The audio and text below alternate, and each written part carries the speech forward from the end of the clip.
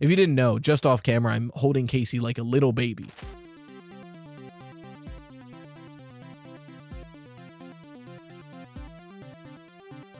Ladies, gentlemen, and those with the good sense to do away with the whole notion, I welcome you to the premier audio medium for all your Fazbear entertainment needs. The Freddy Fazbear Pizza Podcast. Note, FFPP is not responsible for any loss of appetite, disinterest, dismemberment, or other legally classified statuses. So strap in and enjoy. Hello, everybody, and welcome back to the Freddy Fazbear Pizza Podcast. I'm your host with the Toast, RyeToast, here to talk about Five Nights at Freddy's, as we usually do, except we didn't like 4 days ago, and I'm really excited that you guys actually watched that video. Obviously, that wasn't for a podcast, it was a main channel video. I've always mentioned that I wanted to broaden the main channel to things other than just FNAF, because I make a weekly video, and there's only so many FNAF theories. I will run out of shit to talk about if I don't get to talk about other shit. But I'm always afraid that if I talk about other shit too often, that I'm not respecting what people have subscribed for. You know what I mean? Like, the channel is primarily a FNAF channel. So if I just start talking about Mario Kart, people aren't going to watch that. And I understand and respect that. I think the channel will always be horror game content, but I think I've made it clear that I don't want RyeToast as a channel to always just be Five Nights at Freddy's theories. Both of my cats want attention. This never happens. I'll like pan the camera down so you can see this. Both of my cats are right here looking for attention. But so the fact that the Amanda the Adventure video, like, yes, it's not performing like a gangbusters huge 200,000 view yada yada yada, but you know, it's doing better than one of my lesser popular FNAF theories, and I'll happily take that. I'll probably do a FNAF video this week. Well, I'll definitely do it. It's already made. Just so I don't like ruin my channel's algorithm forever. But I think after that I might do a Poppy Playtime video for that Yarnaby trailer we just got. I don't know. I think like, for those of you who don't know that like analytical side of YouTube, FNAF has had like a great year, like game and movie and book wise, but as far as like analytics on YouTube go, FNAF has had like kind of a rough year. I make no secret that like for like 4 months earlier this year, I was in like kind of a rough spot analytically, just like monetarily. And it's evened out since part of that was premiering every video that just trashed my channel's algorithm. And part of that was just FNAF isn't like as searched of a term this year. And I think part of that is not having those like monthly book releases we did last year. And also, like, you know, Help Wanted 2, like, as fun as that was, it was pretty straightforward in what it was telling us, I think, at least the major points of it. And it wasn't as revolutionary as Help Wanted 1, just because it's the second one, you know? So that, compared with the fact that, like, it's been a while since we've had a security breach, I think it's notable that Help Wanted 2, I don't think left as big of an impact as Ruin did. Into the Pit definitely was a big help, and so it was like FNAF week in all of August. August was a great month, you know? But since then, it kind of calmed down somewhat quickly. You know, August to September was good. October's already starting to feel that FNAF is not being searched as much anymore. And I think instead of just me panicking, as I kind of had been, using these downtimes to broaden the channel, I think makes the most sense, right? Like, if I'm already gonna have a FNAF video not perform super well, I might as well do a different horror game video in that slot. And maybe it also wouldn't perform super well, but it might perform as good as a FNAF video did, and it relieves some of the, oh god, how am I gonna think of another theory again this week that I feel a lot. So I think I'm gonna try to, in these downtimes, do a lot more non-FNAF, just to help the health of the channel. You know, I just don't think doing a weekly FNAF theory is feasible for more than a couple years. And I'm approaching like 3 years of doing a weekly FNAF theory. Is that right? Is it 3 years this December? I think so. That's crazy. But if, like, you gotta put it into perspective, like, that's a weekly video every week for 3 years. That's 156 videos, and the vast majority are FNAF theories. There's not that many FNAF theories to make, you know?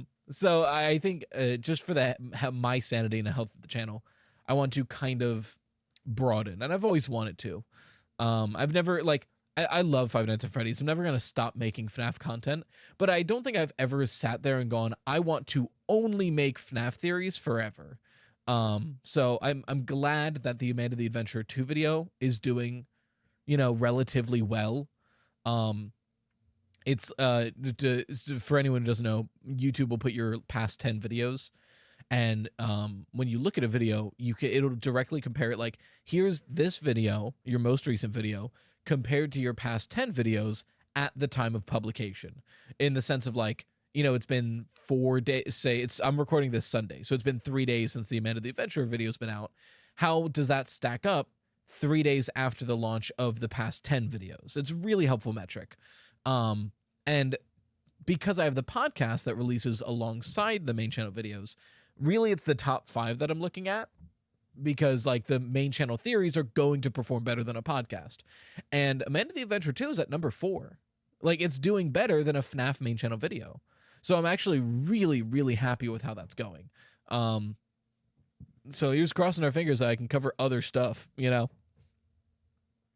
But that being said, this is the Freddy Fazbear Pizza Podcast, and even if the main channel videos and theories aren't going to always be FNAF, this podcast pretty much will be. After all, it's literally called the Freddy Fazbear Pizza Podcast. There's not much other stuff I can talk about on here, but without at least changing the name, God forbid. But I wanted to talk about Into the Pit. You know, I mentioned it earlier, but it's been 2 months since Into the Pit came out, a little over 2 months. And, you know, I haven't really talked about it since August. It's been a while, and, you know, time has passed. How are we still thinking about the game? Now that, like, the recency bias has somewhat gone away, and it's we're not looking at it so immediately enjoyment wise, and we can actually take a moment, take a breath, and look at it objectively.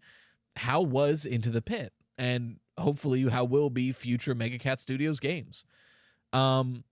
I think we should start with the least ambiguous stuff and move on to the more ambiguous stuff. I think least ambiguous is gameplay and horror. The gameplay of Into the Pit is so good. You know, it's such a refreshing take on a FNAF game to really truly be stealth based. You know, Security Breach went for that stealth idea, and there are moments of Security Breach that are stealth based, but for our first open world FNAF game, it was a lot more exploration focused rather than stealth. I think at times the game would almost punish you for taking too slow and too stealthy of an approach rather than running and outsmarting animatronics. Whereas Into the Pit is very much like, if you're playing on Nightmare difficulty, you better be sneaking, because there's not a lot of places to hide. So that was a really refreshing take, and the visual art style is really interesting. It's something we've never gotten in a FNAF game, to have it be fully pixel art rather than like a certain pixel art mini games. That was awesome. But it's Into the Pit in specifically focusing, like, not comparing it to anything else. It's really fun to replay, which I think is huge. FNAF has always been like a replayable series outside of like Sister Location, and being able to emulate that in a new gameplay style is awesome. And going into the custom controls and the like custom difficulties and the fact that it's the Yellow Rabbit itself, since it is like programmed in such a way, no two playthroughs are ever really the same. You know, you can feasibly do the same things, but the way the Yellow Rabbit is going to react is hard to predict, and that makes it a lot more fun. I know, like, I played it a few times, and it wasn't until one of my speedruns where I ended up going underneath Oswald's bed. And I was like, I didn't even know this was an option after playing through the game multiple times, and I met with a brand new survival minigame. You know, like, I've never seen the toy one where you're keeping the toys in. And sure, it functions in a similar way, but it still feels fresh, and that's important. But yeah, the gameplay of Into the Pit is stellar. It's probably its strongest aspect, is how fun and unique it is to play in this franchise. But it's also pretty scary, you know? Like, I think I have to be honest with myself that I'm pretty desensitized when it comes to horror video games. I, for a while, was thinking like, man, horror video games aren't really that scary anymore. And then I had to objectively look at that and just watch other people play horror games, whether or not they're horror creators. And I think I'm just coming to the fact that I'm desensitized from it, because from watching other people play these games, they're getting terrified. They're like screaming at the jump scares. So I'm like, okay, it can't be that everybody is hamming up their reactions and I'm not. It's got to be that like these things are actually scary and I'm just a bit desensitized at this point. And that's fine. I still appreciate the craft, right? Like me and my wife for our anniversary a week early went to a drive-in theater that was playing Nightmare on Elm Street. Right. I'm like that we were like, it seems fun. It's a week before our anniversary, but it's close enough. And this is the day they're playing this movie. Let's go for it. And the fun part about going was not only was it a drive-in movie that like they encouraged you bring like chairs and a blanket and sit outside your car, but because it's like a farm that does like haunted house and hayrides and stuff, they've got plenty of actors, of like volunteer actors on standby who can dress up in a spooky costume and sneak up on you. So we're out in the middle of a field watching Nightmare on Elm Street with a big screen, you know, in the dark, and there's people dressed up in spooky costumes who are trying to scare you. That was a fun experience. I didn't get scared once though. Like there was moments where like it was fun to like sit there and listen to other people like scream every now and then. It's like, they got someone. But like there was, I want to say like 6 or 7 times where like someone would sneak up on me or Amanda and both of us were just kind of unfazed by it. But that's not to say that I was like, oh, why are these people doing this? It was literally every time I was like, that was good. No, I really like, and like this one girl was wearing like a blank white mask with 2 eye holes and long black hair. And she literally like hands and feet crawled up on like to the side of Amanda when we were looking at the screen. And like I heard the grass, I saw her approach, so I got to just watch. And she got like right up close to Amanda's right side and positioned herself in a way to like slowly rise as if she was like stood upright and coming out of the ground. And like Amanda didn't get scared. I didn't get scared. But like once she was done that, before she walked away, I was like, yo, that was really good. Like I appreciate the craft, even if it's not scary to me, I guess. Like I can see like, oh, that was well done. And that is scary, even if I wasn't scared. So taking that attitude to Into the Pit, was I terrified in Into the Pit? No. But the sound design, for one, is awesome in Into the Pit. It is such an effective use of like distortion throughout the game. I think one of the first moments that people really realize that is the first missing child incident kid who's stuck in the endoskeleton. His like digitized, distorted cry is haunting. It's gross. It makes you feel icky. And that's so well done. And throughout the game, the sound design is phenomenal. The different like breathing sounds that the yellow rabbit does, the distorted music in certain sections. It's so well done. And that's not to even touch on the visuals. Like the jump scares already are pretty good, but it's the jump scares you don't expect that are really, really shine. Like when you're going through the vent and Bonnie grabs your foot. That's effective. Or all of the survival, like self-defense mini games, if you will, when you're protecting yourself, you're trying to survive, and you just see like the shoulder of the yellow rabbit walk by looking for you. That's awesome. I think the visuals and audio of the horror of this game are so well done. But I guess I should move on to the thing most people are here for, and that's my opinion on the lore of Into the Pit. A month out, you know, whether or not the books are canon to the game's timeline, you know, like whether or not they're in confirmation, which realistically I don't want to get into. I'm still tossing and turning on the idea of Fazbear Frights being in the timeline. I've mostly accepted Tales. Fazbear Frights, there's still a couple issues I have that I'm trying to sort out. But regardless, whether or not you believe Fazbear Frights are in the game's timeline, this game is wonderful for the game lore, for like the lore of the fandom, right? Having any bits of important lore sequestered to the books feels bad. And it's not just like, oh, people don't want to read, or it's hard to pay. You still have to buy into the pit. You still have to pay money for that.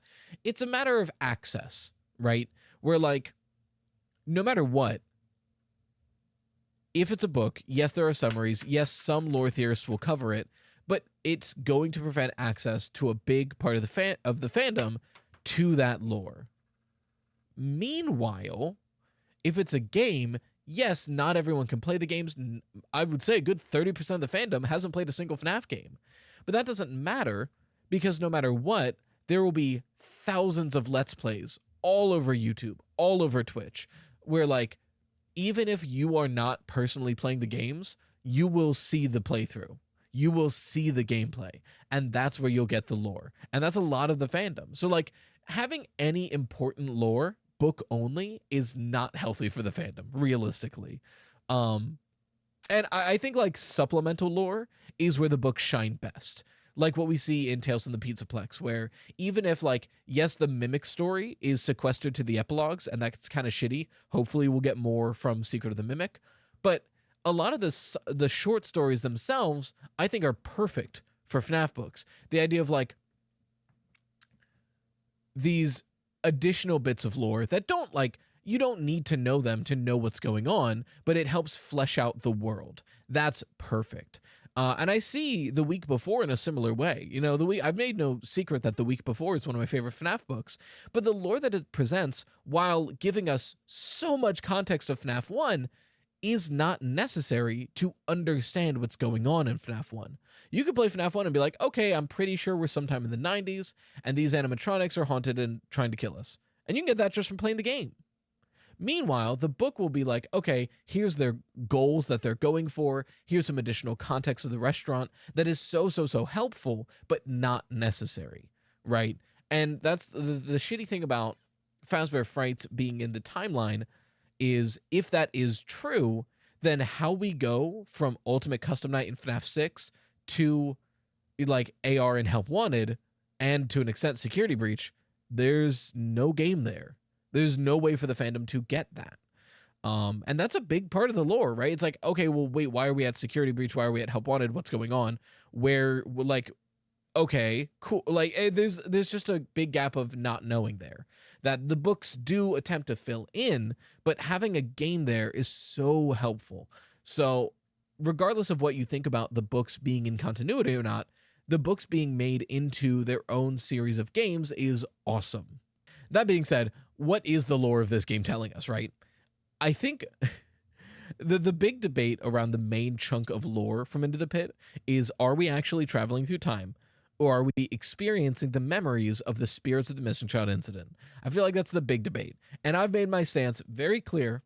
I still think memory travel is more likely. It's the only plausible option. And here's the thing I didn't bring up the last time I talked about this, because, like, whenever I hear the time travel argument, it's, well, the door broke, well, we bring the screwdriver, well, we bring the rat, so it has to be time travel. And, like, okay, those things can be poorly, admittedly, but those things can be explained with agony. Here's a big problem with time travel that I didn't even really think about until writing this podcast. So anyone who, well, if you're going to bite me, then you're going to go down. So anyone who believes that, anyone who's, like, sure beyond belief that Into the Pit has to be time travel, if you are certain of this, how do you explain this? We know the canon ending for Into the Pit based off of the story it's based on, where Oswald and Oswald's father leave Jeff's Pizza both alive and well. So there are a couple options in the Into the Pit game where we get that outcome. But no matter what, the only options that we see Oswald and Oswald's dad leave Jeff's Pizza are the ones where the yellow rabbit is defeated, tangled up in ropes, and they leave. It's mimicking what happens in the book, or mirroring, I shouldn't say mimicking, mirroring what happens in the books, right? So in that ending in the books, that's fine. There's no issue here, because once Oswald sees the yellow rabbit, he never travels through the ball pit again. He goes back in to get his dad one time, but he never travels through it again after seeing the missing child incident. That's the last time he goes in the ball pit. But the games are different. In the games, he goes back night after night, freeing a kid from the missing child incident and freeing his father. Now, I hear you. Some people have said that the kids he frees are not the missing child incident because they're dead on the first day. That's not quite true, right? So first of all, the kids are not in that back room by the time we get there. And theoretically, this is all happening in the same night. But for 2, if these kids are a part of the missing child incident, which, like, I'm pretty sure they are, that's the whole point, we're saving kids or else they're going to get killed, this creates a paradox. Because then the only plausible outcome, the only plausible ending for Into the Pit, I have to read my notes because I keep getting lost, there's so much stuff going on, is where Oswald saves his dad. And to save his dad, he has to save the missing child incident victims.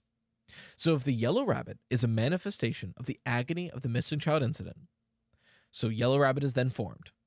Now Yellow Rabbit kidnaps Oswald's dad. So Oswald goes back in time to stop the missing child incident and save his father. If he stops the missing child incident, then the Yellow Rabbit never formed. So now Oswald's father was never kidnapped, which means Oswald would never go back, which means the missing child incident and paradox happens. You see what I mean? So, like, if this is time travel, what your argument is saying is either this paradox is created and the universe explodes, or the kids Oswald's saving are not the missing child incident victims. But if that's the case, who the hell are they, and where did the missing child incident victims go by the time we get into the party room? So you got to answer one of those. Or, and again, before we even get to the or, time travel never shows up in any other FNAF story. Time travel, we have no way of knowing how time travel could possibly happen in any other FNAF story, especially time travel that involves a ball pit. Or Oswald is traveling through the memory of the missing child incident, specifically the victims, in a ball pit where in the books, somebody literally goes into the ball pit and visits the memory of someone who died. So, like, we have a clear example in the books of someone entering the ball pit and visiting the memory of someone who died. And now in Into the Pit game, Oswald goes into the ball pit and is visiting the memory of someone who died, and is going memory by memory to help them find peace. And in doing so, finds his father, whose consciousness is also in these memories now. Every other time travel thing can be explained with agony. The goddamn door breaking, agony hallucination. Oswald hallucinates for half the game. The screwdriver, we know it exists in the real world. Sure, it's too rusty to be used, but he only uses it either in the past, which is again an agony-infused memory trip, or he uses it to open a window that's been locked. Which, hey, a rusty screwdriver can wedge a window open. The rat. So many people are like, oh, well, what about the rat? Somebody else encounters it, and he gets it from the past. Okay, he gets the rat trap from the present. Could have been a rat in there. Who knows? He puts it in his backpack. The logic is already flawed there. The rat literally could have been in the ball pit already. It's not like Jeff cleans the place. We think we see him mopping once throughout the entire game. All I'm trying to say is there are other ways to explain every single one of the time travel points I've seen, but I can't find a single way to explain time travel or the paradox that might happen from stopping the MCI. Whereas, like, the memory agony thing can explain everything else. I still think it is so much more likely that we are traveling through the memories of the missing child incident victims. If you want more, like, reasoning behind it, you can watch the video I made on it. But, like, I just don't. It still does. Time travel still does not make sense to me in that story. But as far as, like, other things this game presents for the lore, I think it's really interesting that, like, twice we get that reference to 6 victims of the missing child incident, right? So in the original Into the Pit story, it's mentioned that there was half a dozen victims. And there were theories accepting that, but I feel like a lot of us, myself included, kind of saw that and went, haha, Scott can't count, which, like, is kind of true for a lot of the franchise. We're not going to get into that right now. And it was like, oh, he thought rounding 5 to half a dozen made sense. But then in the game, if you look at the silhouettes, it does look like there are 6 victims in that shot. But even if you don't believe the silhouettes, we get the party hat minigame where we collect 5 party hats, but you go off screen and literally purple guy, William Afton, is dangling a secret 6th party hat above a pit that you have to either collect or it drops into the pit. Into the pit. So, like, is there a sixth missing child incident victim? Now, there's a couple ways we can go about this. Some people have mentioned Andrew, which, like, you know, if Andrew is in the games, that makes sense. Other people have mentioned Charlotte, which I think is fair. Like, that's valid to bring up.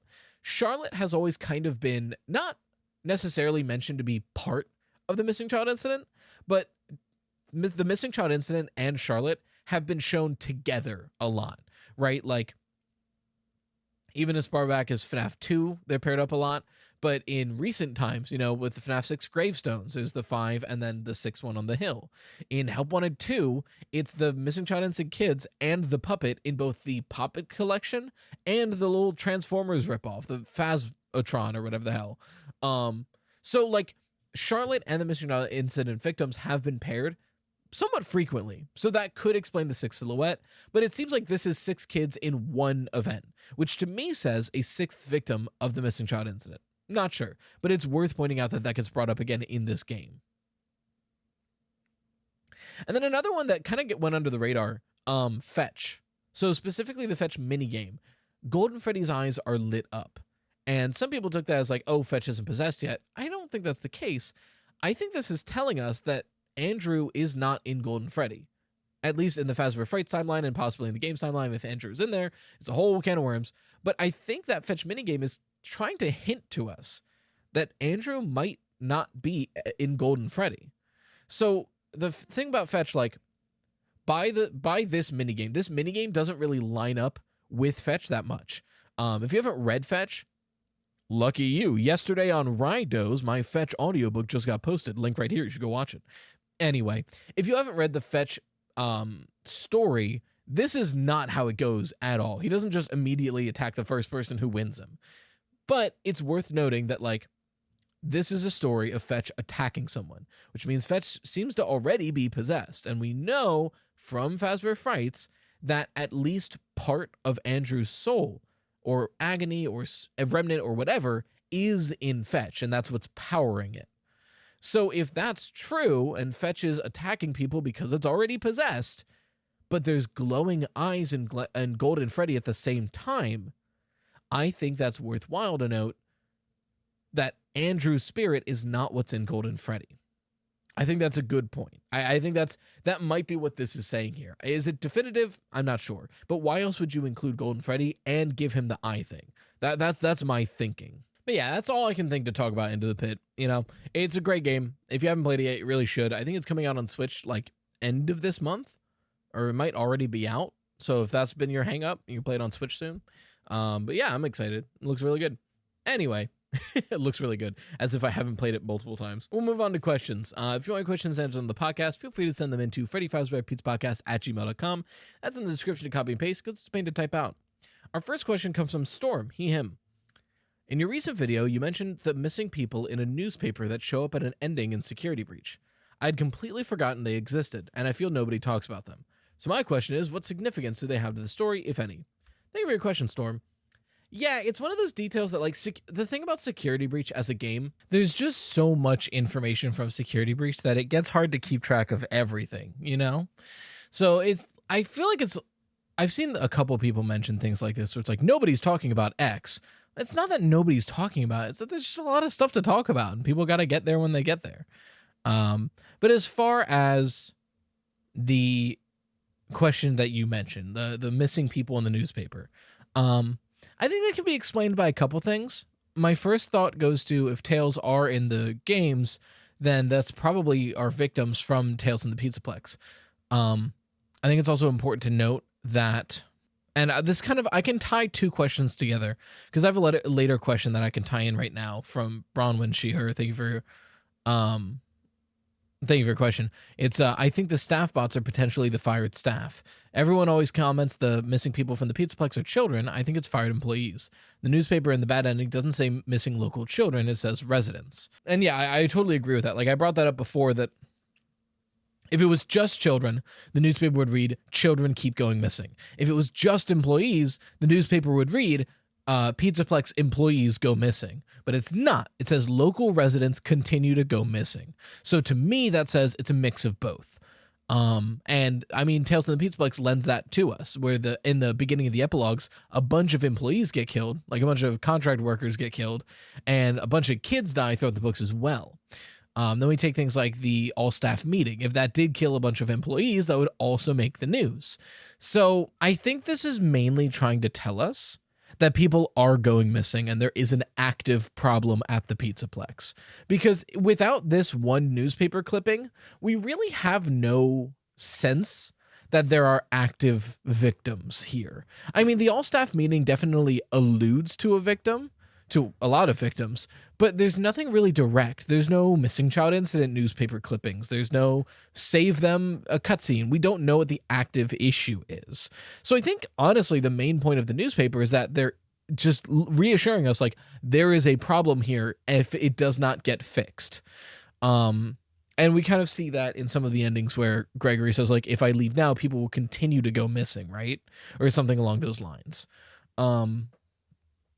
But as far as them being in the staff bots, I hesitate only because we don't have a lot of information on the why or the how. Or like the staff bots themselves don't really act that way. They really just act like stationary peons for Glitchtrap. We see in Help Wanted 2 that they can switch instantly between normal and the nightmare mode, which to me suggests all of the nightmare staff bots are hallucinations or the occipital nerve chip messing with your vision to make them look more intense than they are. That would be if they can switch instantly, that's where my mind goes to. And because of that, I generally don't really see them being possessed. Maybe MaskBot, since it's the only one that under the Vanny mask looks almost organic. But other than that one, I don't see a reason. That's my thoughts as far as like, what's the deal with that newspaper? I think it's mainly just there to show us like there is an active threat if it doesn't get fixed. But thank you for your question, Storm, and thank you for your question, Bronwyn. Our next question comes from Alex, she, her. Had this thought while you were talking about how old the MXES machine is. What if it was the old brain for the puppet? The puppet is associated with a wind-up box / present box, which would be a good place to hide the machine. Also, the puppet is really smart for the time. It would need to have a driver somewhere. And the goal of MXES is the same as the puppet, at least in the Charlie minigame, to contain. Honestly, I really like this theory. I like the idea of where this is going. I don't have anything like off rip that I'm like, oh, that doesn't work because XYZ. Like on the face of it, looking into it, I'm like, yeah, that seems good, and even when you get in the thick of it, it's still a bad song. So, but as far as your theory you're proposing here, the question I guess that would have to be answered is how does it end up in the FNAF 6 basement and why, right? Is it repurposed tech? If it is repurposed, how did it get there? Those are the questions you have to be asking when you make a theory like this. Because like I said, on the surface, no issues. The question that becomes the why. So essentially it passed the first test. I like that idea, and it kind of goes to the theory I proposed at one point where M stood for marionette, but this would be a very different context. And you're right that it would fit in a box, and it's notable that, Jackie comes out of a box as well, and we're getting Secret of the Mimic so soon, so maybe we'll learn more about it there. But yeah, thank you for your question. It's a really interesting perspective on that. And our last question comes from Anna, she, her. Why is there graffiti of Vanny all over Ruin? It's everywhere, all the walls down to the lowest levels and even in the vents. But Vanessa is shown to have abandoned the Vanny mask in the Princess Quest ending, yet Vanny is shown to be killing Glitchtrap, something the Vanny persona would have no real reason to do. Yeah, you raise great points. There's a lot of questions we still don't have answers for Vanny. So as far as the reason why there's still graffiti, I think that lends to the idea of, like you mentioned, the Vanny persona. The idea that Vanny has been created in Vanessa's mind, and even if Vanessa is freed from Vanny's control, that persona can still persist and look for a new host. We see an example of something somewhat like this in B7 too, but it honestly goes closer to Glitchtrap himself, right? If he's creating this subroutine, can this subroutine be removed from its host and inputted somewhere else? So I think it is possible that even if the Princess Quest ending is canon, then even though Vanessa may be freed from Vanny, if that Vanny persona, say, takes over a staff bot and starts graffitiing the walls, not impossible, But then you raise an excellent question. Vanny is shown to be killing Glitchtrap. something the Vanny persona would have no real reason to do.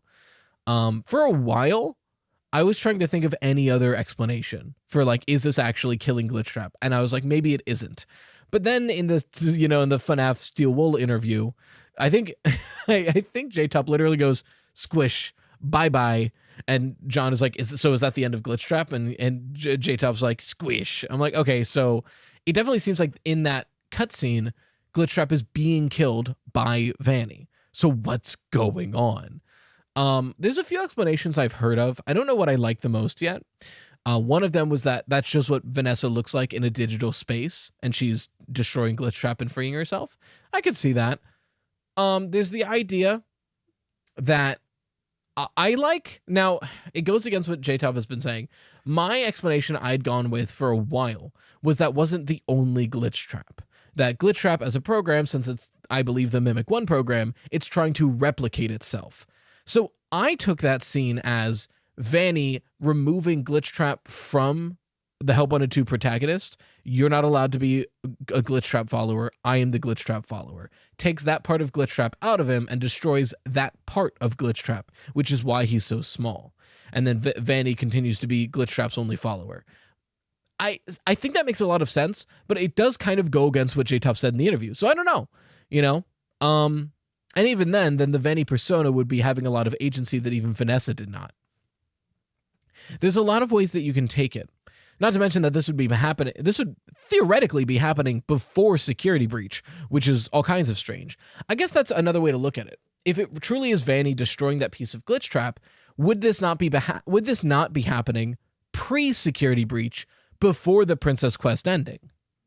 Right? Or are we arguing that Security Breach happens, then Help Wanted 2 happens, then Ruin happens, which is possible. But I think there are definitely parts of Help Wanted 2 that need to happen before Security Breach, and parts of Help Wanted 2 that feasibly need to happen after Security Breach. So it seems like Help Wanted 2 and Security Breach are happening simultaneously. But then there's also the point of like, if Princess Quest 4 is playable, then theoretically 1 through 3 have been beaten. So yeah, there's a lot of ways to look at it. It's something that we don't have a lot of clear and direct answers for, but there's a lot of ways to interpret it, which is, always the case for this franchise. If you didn't know, just off camera, I'm holding Casey like a little baby.